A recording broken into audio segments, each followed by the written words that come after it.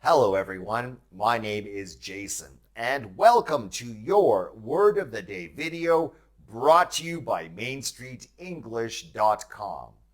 In this Word of the Day video, let's talk about and use the verb demolish. Demolish. Demolish means to completely destroy. Let's practice using demolish in a few sentences.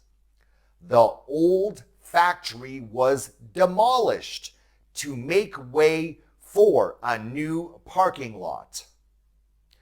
Tons of explosives were used to demolish the building.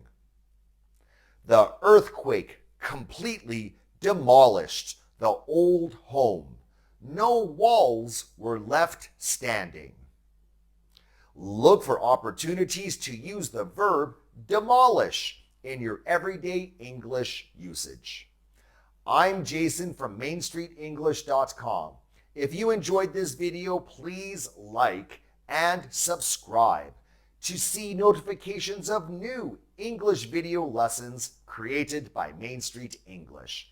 Thank you and see you next time.